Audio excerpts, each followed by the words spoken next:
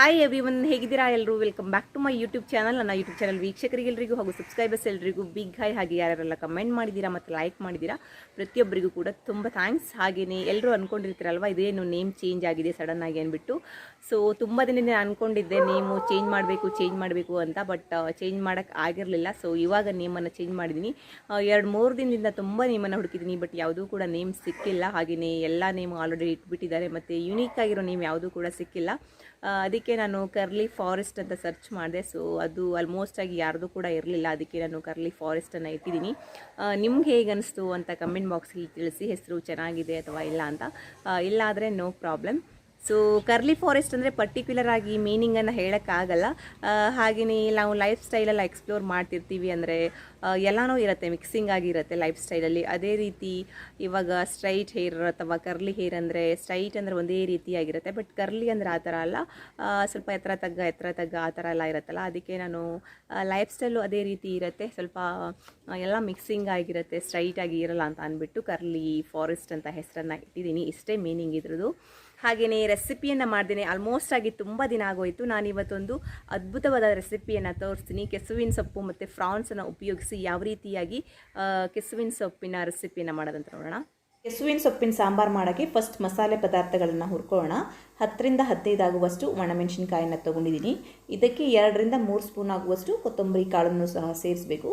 ಸ್ವಲ್ಪ ಹುರ್ಕೊಂಡು ಇದಕ್ಕೆ ಅರ್ಧ ಸ್ಪೂನ್ ಆಗುವಷ್ಟು ಬಡೆ ಸೊಪ್ಪು, ಹಾಗೆ 1/4 ಸ್ಪೂನ್ ಆಗುವಷ್ಟು ಜೀರಿಗೆ, ಸ್ವಲ್ಪ ಮೆಂತೆ ಕಾಳು, ಹಾಗೆಯೇ ಅರ್ಧ ಸ್ಪೂನ್ ಆಗುವಷ್ಟು ಸಾಸಿವೆ, ಸ್ವಲ್ಪ ಅಜ್ವೈನ, ನೆಕ್ಸ್ಟ್ ಅರ್ಧ ಬೇ ಲೀವ್ಸ್, ಅರ್ಧ ಚಕ್ಕೆ, ಹಾಗೆಯೇ 4ರಿಂದ 5 ಪೀಸ್ ಆಗುವಷ್ಟು ಲವಂಗವನ್ನು ಸೇರಿಸಿ ಚೆನ್ನಾಗಿ ಹುರ್ಕೋಬೇಕು. ನೋಡಿ, ಇವಾಗ ಇದು ಚೆನ್ನಾಗಿ ಫ್ರೈ ಆಗಿದೆ. ಇದನ್ನು ನಾನು ತೆಂಗಿನಕಾಯಿ ಜೊತೆ ಸೇರಿಸ್ಕೊಳ್ತಾ ಇದ್ದೀನಿ. 3/4 ಆಗುವಷ್ಟು ತೆಂಗಿನಕಾಯನ್ನು ತೊಗೊಂಡಿದ್ದೀನಿ. ಹಾಗೆಯೇ ಸ್ವಲ್ಪ ಈರುಳ್ಳಿ, ಸ್ವಲ್ಪ ಶುಂಠಿ ಮತ್ತು 2-3 ಪೀಸ್ ಆಗುವಷ್ಟು ಬೆಳ್ಳುಳ್ಳಿ ಮತ್ತು ಸ್ವಲ್ಪ ಅರಿಶಿನ ಹಿಟ್ಟನ್ನು ಸಹ ಆ್ಯಡ್ ಮಾಡ್ಕೊಳ್ತಾ ಇದ್ದೀನಿ. ಹುಣಸೆ ಹಣ್ಣನ್ನು ಸೇರಿಸಿ ಮಸಾಲೆಯನ್ನು ರುಬ್ಕೊಳ್ಳೋಣ. ಹಾಗೆಯೇ ಕೆಸುವಿನ ಸೊಪ್ಪಿನ ದಂಟನ್ನು ಮತ್ತು ಎಲೆಯನ್ನು ಎರಡನ್ನೂ ನೀಟಾಗಿ ಕಟ್ ಮಾಡಿ ಇಟ್ಕೊಂಡಿದ್ದೀನಿ. ಇದನ್ನು ಇವಾಗ ವಾಶ್ ಮಾಡ್ಕೋಬೇಕು. ನಾನು ಕಟ್ ಮಾಡೋಕ್ಕಿಂತ ಮುಂಚೆ ಒಂದ್ಸಲ ವಾಶ್ ಮಾಡಿದ್ದೀನಿ, ಆದರೂ ಇನ್ನೊಂದು ಸಲ ವಾಶ್ ಮಾಡ್ಕೊಳ್ತಾ ಇದ್ದೀನಿ. ಯಾಕಂದರೆ ಕೆಲವೊಂದು ಸಲ ಮಣ್ಣೆಲ್ಲ ಇರುತ್ತೆ, ಕೈಯಿಂದ ನಾವು ವಾಶ್ ಮಾಡಿಕೊಂಡ್ರೆ ತುರ್ಕೆ ಬರುತ್ತೆ. ಅದಕ್ಕೆ ನಾನು ಈ ರೀತಿಯಾಗಿ ಸ್ಪೂನ್ನ ಸಹಾಯದಿಂದ ನೀಟಾಗಿ ಕ್ಲೀನ್ ಮಾಡಿಕೊಂಡು ಇನ್ನೊಂದು ಪ್ಲೇಟ್ಗೆ ಹಾಕ್ಕೊಳ್ತಾ ಇದ್ದೀನಿ. ನೆಕ್ಸ್ಟ್ ಇನ್ನೊಂದು ಪಾತ್ರೆಯಲ್ಲಿ ಸ್ವಲ್ಪ ಎಣ್ಣೆ ಅಂದರೆ 2ರಿಂದ 3 ಸ್ಪೂನ್ ಆಗುವಷ್ಟು, ಹಾಗೆಯೇ 1 ಈರುಳ್ಳಿಯನ್ನು ಹಾಕಿ ಸ್ವಲ್ಪ ಹೊತ್ತು ಫ್ರೈ ಮಾಡ್ಕೋಬೇಕು. ನೆಕ್ಸ್ಟ್ ಇದಕ್ಕೆ ಫ್ರಾನ್ಸನ್ನು ಸೇರಿಸ್ಕೊಳ್ತಾ ಇದ್ದೀನಿ. ಇದರಲ್ಲಿ 3/4 kg ಆಗುವಷ್ಟು ಇದೆ ಮೀಡಿಯಮ್ ಸೈಜ್ ಫ್ರಾನ್ಸ್. ಸೊ ಇದನ್ನು ಅಷ್ಟೇ ಚೆನ್ನಾಗಿ ಹುರ್ಕೋಬೇಕು ಒಂದು 5 ಮಿನಿಟ್ಸ್.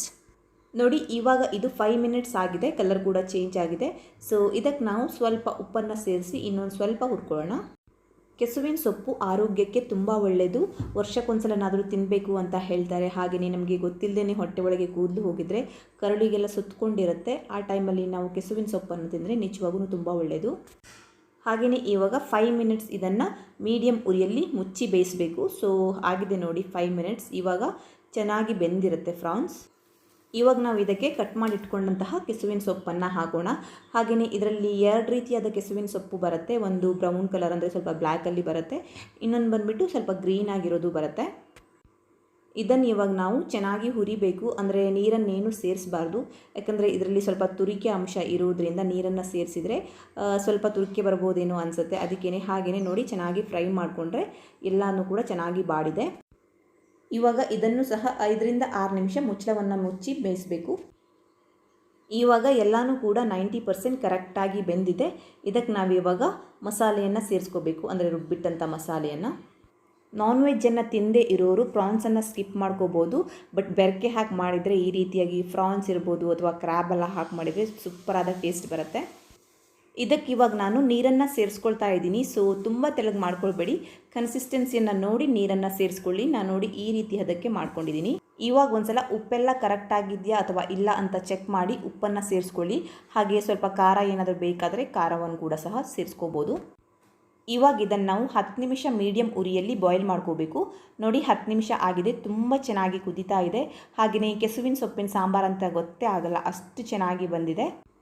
ಸೊ ಇದಕ್ಕೆ ನೀವು ಡ್ರೈ ಫ್ರಾನ್ಸ್ ಕೂಡ ಹಾಕೋಬೋದು, ಇಲ್ಲ ಅಂದರೆ ಮರುವಾಯಿ ಅಥವಾ ಚಿಪ್ಪೆಕಲ್ಲು ಅಂತೀವಲ್ವ, ಸೊ ಅದನ್ನು ಹಾಕೊಂಡ್ರೂ ಕೂಡ ನಿಜವಾಗೂ ತುಂಬ ಅದ್ಭುತವಾದ ಟೇಸ್ಟ್ ಬರುತ್ತೆ.